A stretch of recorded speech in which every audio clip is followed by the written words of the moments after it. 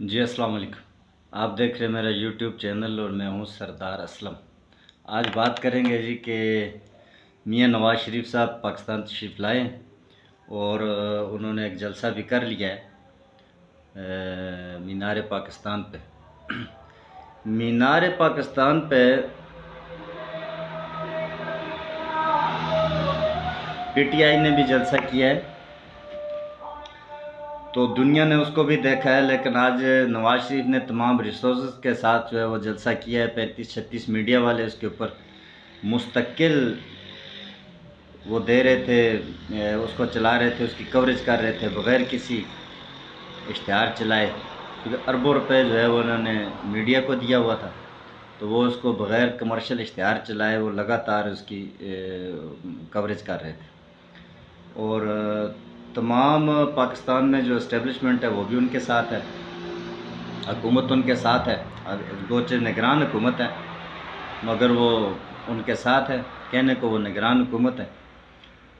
اور اس کے اندر جو وہاں سے تجزیہ نگار جو تجزیہ دے رہے ہیں اور ریسورسز جو بتا رہے ہیں وہ یہ کہہ رہے ہیں کہ اس میں سرکاری افسران جو تھے ان کی فیملیاں، ان کو بھی زور زبردستی انہوں نے لایا، اور 2 مہینے سے یہ پہلی دفعہ ہوا ہے کہ 3 دفعہ کا وزیر اعظم رہ چکا بندہ، 4تھی دفعہ وزیر اعظم بننے کے لیے آ رہے، اور وہ مختلف اسکیمیں اناؤنس کر رہے ہیں کہ ہم آپ کو موٹر سائیکل دیں گے، ہم آپ کو بریانیاں دیں گے، ہم آپ کو نان کیمے والے دیں گے، اور پتہ نہیں جنت کے ٹکٹ بھی بانٹ رہے ہیں۔ اور یہ سب کرنے کے باوجود جو ہے وہ کچھ لوگ انہوں نے جمع کیے ہیں، اور اتنا پیسہ ابھی تخمینہ لگایا جا رہا ہے، کوئی کہہ رہے ہیں تقریباً 1 ارب روپے خرچ ہو چکا ہے ابھی تک اس جلسے کے اوپر۔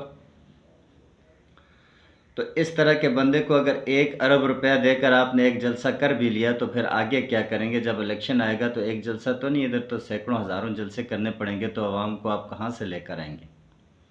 یہ تو ہمیں نہیں پتہ کہ اس کے پاس ایسی کون سی گدر سنگھی ہے کہ ہر بار کا فیل آدمی، جس نے حکومت ہمیشہ سے فیلئر اس کے ساتھ ہوا، اور یہ دوبارہ آ جاتا ہے اور ڈیل کے ساتھ آتا ہے، چونکہ یہ انٹرنیشنل اسٹیبلشمنٹ جو ہے اس کا بھی یہ مورا ہے، تو اس کو بار بار وہ ان کو پسند ہے، وہ اس کو بار بار لا رہے ہیں۔ اس طرح کے کمزور آدمی کو ہینڈل کرنا انٹرنیشنل اسٹیبلشمنٹ کے لیے بڑا آسان ہوتا ہے، تو وہ انہوں نے اس طرح کے لوگ چنے ہوئے ہوتے ہیں، وہ ان کو بار بار اسی لیے لاتے ہیں تاکہ وہ اپنے کام ان سے آسانی کے ساتھ کروا سکیں۔ دوسری طرف عمران خان ہے، جس کے لیے پاکستان کی زمین تنگ کی ہوئی ہے، اس کی پارٹی کو توڑا جا رہا ہے، پریس کانفرنسز جھوٹی موٹی کروائی جا رہی ہیں، خان صاحب کو جیل میں ڈال دیا ہے، لیکن اس کے باوجود یہ الیکشن کروانے سے ابھی تک یہ گھبرا رہے ہیں۔ یو ٹرن تو انہوں نے لے لیا، کچھ جرنیلوں کا نام لیا تھا، ججز کا نام لیا تھا، آج جو تقریر ہوئی ہے میاں نواز شریف صاحب کی، اس میں اس نے کسی کا نام بھی نہیں لیا، جو ان کو لکھے دی تھی تقریر وہ انہوں نے کر ڈالی۔ آپ اس سے اندازہ لگائیں کہ یہ اس قدر بوٹ پالشی ہیں کہ جو ان کو لکھے دیا گیا تھا وہ صرف وہی کام انہوں نے کیا ہے، ادروائز کسی کو تقریر نہیں کرنے دی کہ ایسا نہ ہو کوئی منہ سے بات نکل جائے اور ناراضگی کا سبب بن جائے۔ نواز شریف نے تو وہی بات کرنی تھی جو اس کو بتایا گیا تھا، اسی لیے انہوں نے کسی کو بھی تقریر کرنے تک کی اجازت نہیں دی، لیکن انہوں نے وہاں پر تقریر کیا کہ سارے ٹائم اپنا رونا رویا، جو پچھلے کئی زمانے سے یہ اپنا رونا رو رہے ہیں کہ ہمارے اوپر بڑی زیادتی ہوئی ہے۔ ان کے اوپر کیا زیادتی ہوئی؟ ان کو یہ زیادتی نظر نہیں آ رہی کہ خان صاحب کو گولی مار دی گئی، ان کو یہ زیادتی نظر نہیں آ رہی؟ ان کے اوپر 200 کیسز کر دیے، ان کو یہ زیادتی نظر نہیں آ رہی؟ خواتین کے اوپر انہوں نے کیسز کر دیے ہیں، خواتین کو اندر رکھا ہوا ہے 5-5 مہینے سے، تو ان کو وہ بھی زیادتی نظر نہیں آ رہی، اور ان کو اپنی ذاتی نظر آ رہی ہے۔ مریم نواز کتنا عرصہ جیل میں رہی ہیں؟ اس سے زیادہ تو صنم جاوید جیل میں ہیں، پچھلے 6 مہینے سے صنم جاوید جیل میں ہیں۔ نواز شریف اور مریم نواز سے زیادہ تو ان کو صنم جاوید کے اوپر کیسز ہیں، عالیہ حمزہ کے اوپر کیسز ہیں، ڈاکٹر یاسمین راشد کے اوپر کیسز ہیں، تو ان کو یہ خواتین نظر کیوں نہیں آتی؟ اور نواز شریف کی پھر بہودہ وہاں پر جو زبان خواتین کے لیے، ان کو خواتین سے نفرت ہے، اس لیے کہ وہ چاہتے ہیں کہ خواتین سیاست میں کیوں آ رہی ہیں۔ انہوں نے بے نظیر کے ساتھ جو کیا تھا وہ کسی کو اب یاد نہیں ہے، اس کی کیسی تصاویر پھینکی تھی انہوں نے اور اس کی والدہ کی۔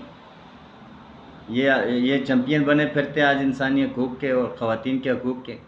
جہاں خواتین کے حقوق کی بات آتی ہے وہاں یہ نفرت کا اظہار کرتے ہیں۔ ادھر جس طرح کی اس نے تقریر کی، انہوں نے کوئی بیانیہ نہیں دیا کہ ہم آگے آ کر کریں گے کیا ملک کے ساتھ، یہ ملک جو ڈبویا ہے انہوں نے اس کو آگے کیسے لے کر جائیں گے، اکانومی کا کیا کریں گے، لا اینڈ آرڈر کی سچویشن کا کیا کریں گے، ایجوکیشن کے معاملے میں کیا کریں گے۔ ان کے پاس کبھی بھی کوئی پروگرام نہیں تھا۔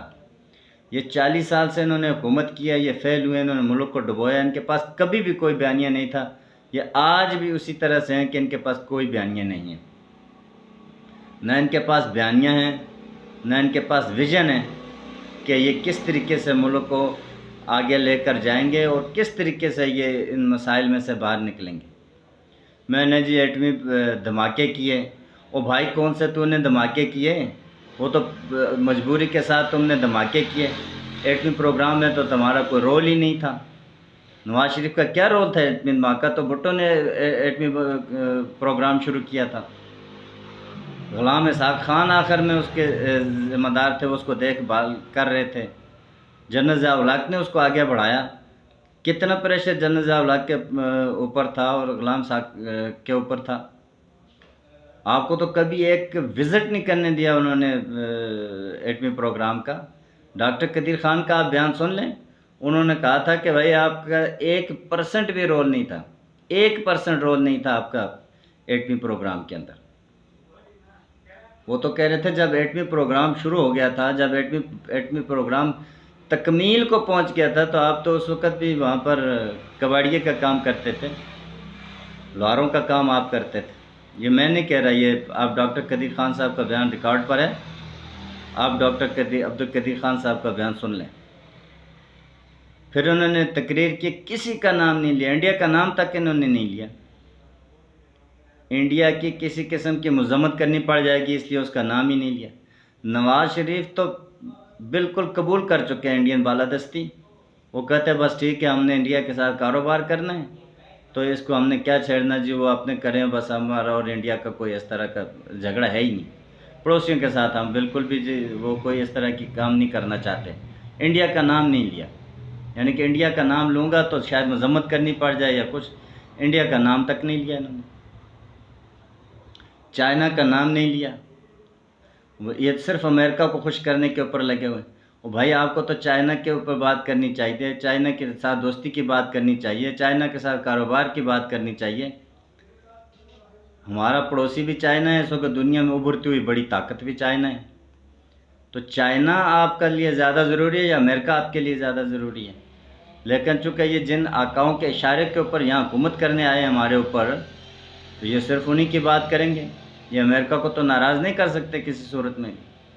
تو یہ ہر صورت امریکہ کی تابعداری کریں گے اور امریکہ کے ہی بھوٹ چاٹیں گے یہ، تو یہ کبھی بھی چائنا کی بات نہیں کریں گے، ان کے منہ سے آپ نہیں سنیں گے۔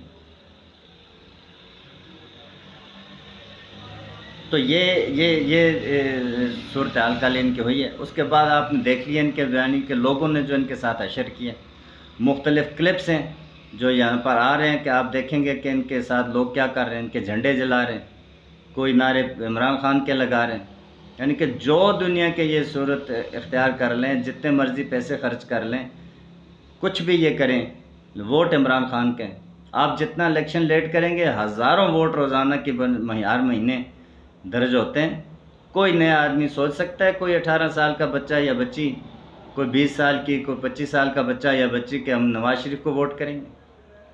نفرت کرتے ہیں لوگ ان سے، ان کی شکلوں سے لوگ نفرت کرتے ہیں، یہ اسکول کے بچے تک تو ان سے نفرت کرتے ہیں۔ کون سی جنریشن ہے جو اب ان کو ووٹ دے گی؟ جو آنے والی جنریشن ہے ان کو بھی سمجھ آ گئی ہے کہ یہ چور ہیں اور یہ اس ملک کے لیے صحیح نہیں ہے، یہ ہمارے مستقبل کو برباد کر دیں گے، یہ پاکستان کو برباد کر دیں گے، یہ ہماری آنے والی نسلوں کو برباد کر دیں گے۔ تو اس لیے ہم یہ سمجھتے ہیں کہ دنیا کا ہر صورت میں پاکستان میں کوئی اور حل ہی نہیں ہے کہ الیکشن کروایا جائے، اور یہ فری اینڈ فیئر الیکشن ہونا چاہیے تاکہ یہ پاکستانی قوم ہے یہ فیصلہ کریں کہ ہمارے حکمران کون ہیں۔ یہ اوپر سے جو انٹرنیشنل اسٹیبلشمنٹ کے مور ہیں، یہ زبردستی اس قوم کے اوپر مسلط نہ ہو۔ اگر یہ زبردستی جو اس قوم کے اوپر مسلط ہوں گے تو اس قوم کا اللہ ہی حافظ ہے۔ جو انہوں نے پہلے بیڑا غرق کیا پاکستان کا، یا مزید اس سے بڑھ کر اور جوش و جذبے کے ساتھ آئے ہیں صرف پاکستان کو لوٹنے کے لیے. ان کے دل میں، ان کے دماغ میں فتور ہے اور یہ انتقام کے جذبے سے بھرے ہوئے ہیں. یہ ہر وقت ہر اس آدمی سے انتقام لینا چاہتے ہیں جو ان کے راستے میں رکاوٹ ہے. اور ان کے راستے میں بڑی رکاوٹ اس وقت عمران خان ہے، جو کہ پاکستان کی بات کرتا ہے، پاکستانی عوام کی بات کرتا ہے، پاکستان کے حقوق کی بات کرتا ہے، پاکستان کے فائدے کی بات کرتا ہے. انٹرنیشنل دنیا سے بھی وہ پہلے کہتا ہے پاکستان کا اس میں جو مفاد ہوگا ہم وہ کام کریں گے. ہم وہ کام نہیں کریں گے جو پاکستان کے مفاد میں نہیں ہے.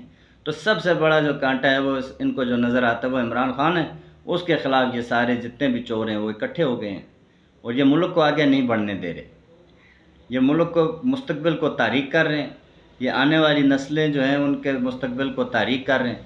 تو عوام کو چاہیے، میں پورے پاکستان کے نوجوانوں سے خاص طور پہ کہتا ہوں کہ آپ کو چاہیے کہ آپ ان کے راستے کی رکاوٹ بنیں.